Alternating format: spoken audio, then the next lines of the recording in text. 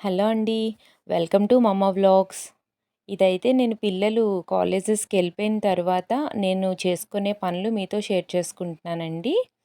పిల్లలు వెళ్ళిపోయిన తర్వాత అయితే నేను నా పూజ అయితే కంప్లీట్ చేసుకున్నాను. తర్వాత టిఫిన్ చేసేసానండి. ఈరోజైతే టిఫిన్‌లోకి రాగి దోస ఇంకా టొమాటో చట్నీ అండి. ఇది పిల్లలకి వేసేటప్పుడే వేసి పక్కన పెట్టేసుకున్నాను. పూజ అయిన వెంటనే చేసేయొచ్చని. ఇంక ఈరోజైతే క్రాకర్స్ ఎండబెడదాం అనుకుంటున్నానండి మేడ మీద. ఎండలోకి పట్టుకొనెళ్ళాను. ఇది ఒక 10 డేస్ నుంచి అనుకుంటున్నాను గానీ, ఫుల్ క్లౌడీగా వర్షం అండి 10 రోజుల నుంచి కూడాను. మధ్యాహ్నం అయ్యేసరికి వర్షం పడిపోతుంది. ఈరోజైతే కాస్త ఎండ బాగానే అనిపిచ్చింది.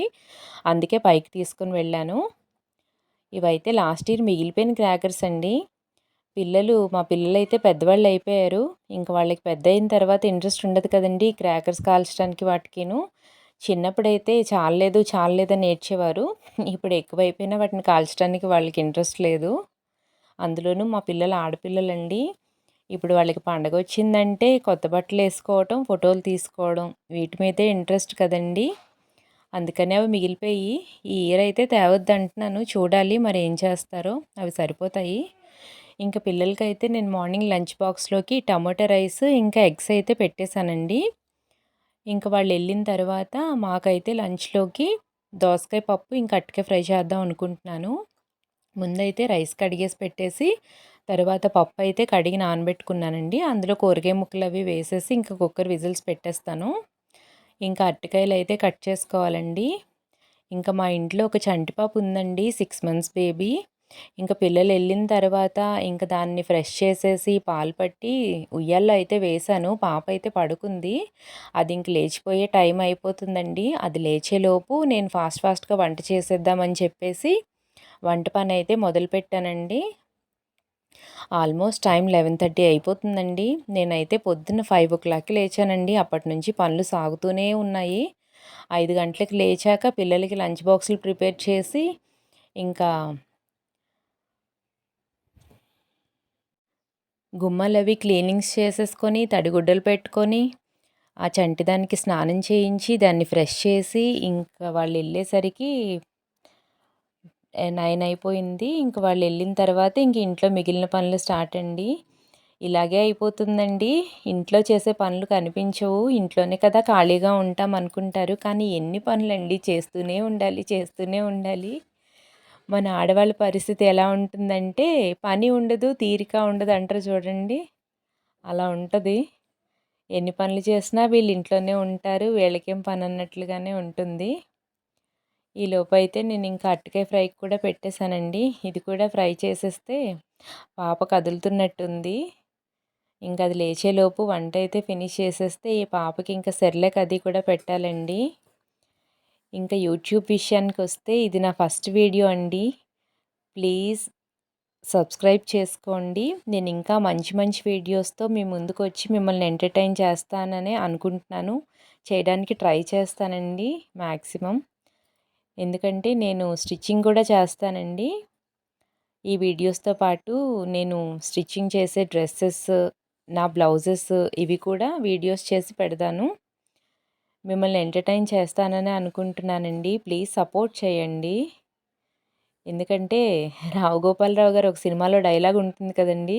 మడిసన్నాక కోతంత కళాపోసనుండాలి. లేకపోతే మడిసికి, గొడ్డుకి తేడా ఏటుంటదని. అలాగే నాకు ఈ వ్లాగ్స్ ఛానల్స్ అంటే చాలా ఇష్టమండి.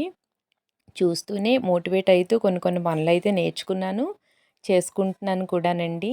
అలాగే నేనెందుకు స్టార్ట్ చేయకూడదు అని చెప్పి మా పిల్లలైతే స్టార్ట్ చేయించారు నాతోటి.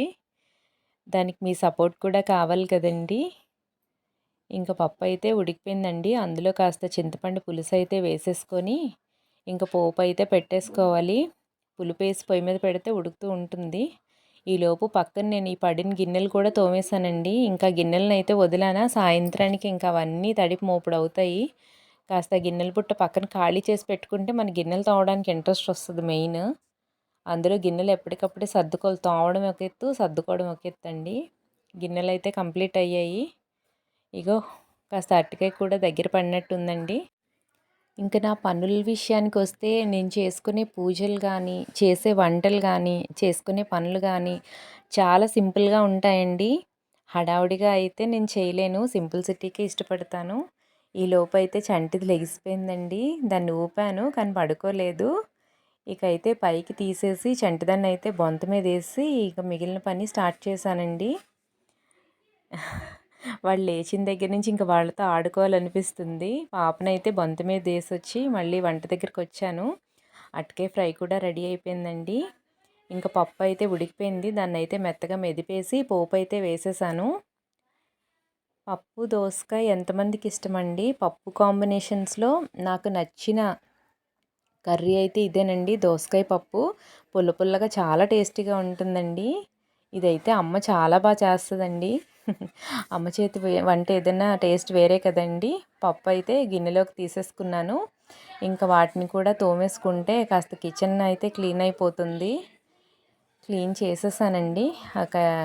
కిచెన్ ప్లాట్ఫాము కాస్త స్టవ్ అది తుడిచేసుకొని కాస్త సింక్లో ఉన్న మిగిలిన గిన్నెలు కూడా తోమేసుకుంటే ఇంకా సాయంత్రం వరకు మరి ఇంకా వంటగదిలోకి రానక్కర్లేదండి. గిన్నెల పని అయితే మాత్రం నాకు చాలా కష్టం అనిపిస్తుందండి. అందుకే మ్యాక్స్ ఎప్పటికప్పుడు చేసుకోవడానికే ట్రై చేస్తాను. కాస్త బద్ధకించానా ఇంకా గిన్నెలు మళ్ళీ మరుసటి రోజుకే ఉంటాయో మరేమో తెలీదు. ఎక్కువ చూస్తే గిన్నెలు భయమేస్తుంది. సో ఎప్పటికప్పుడే తోముకోవడానికి ట్రై చేస్తానండి.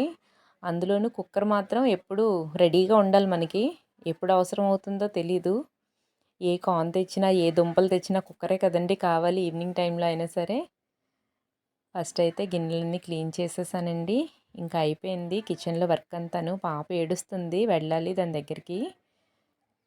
ఇంకా పాపకు కాస్త సెర్లాక్ అయితే పెట్టేస్తే ఇంకా పాప పని కూడా అయిపోతుంది. అంతేనండి, వంట పని కంప్లీట్ అయిపోయింది. ఇంకా మా వారు వస్తే భోజనాలు చేయటమే. ఇంకైతే పాప దగ్గరికి వెళ్ళాను. చూడండి బొంత మీద వేస్తే అది కిందకి ఎక్కడికి వెళ్ళి ఆడుకుంటుంది పాపం. ఇక దాన్ని అయితే తీసుకొని వచ్చేసాను. పాపకు సెర్లాక్ పెట్టేశానండి. బుజ్జిదంతా అయితే కాసేపు ఆడుకున్నాను. వీళ్ళతో ఎంత టైం స్పెండ్ చేసినా ఇంకా టైం తెలియదు కదండి. మనకి ఇంకేం గుర్తురావు కూడాను ఇంట్లో చంటి పిల్లలు ఉంటే. అందులోని ఇప్పుడు మంచిగా ఆడుకునే టైము. ఇంక అంతేనండి, మా వారైతే వచ్చేసారు. టైం ఆల్మోస్ట్ 1:30 అయిపోయింది. ఇంక భోజనాలు చేసేస్తే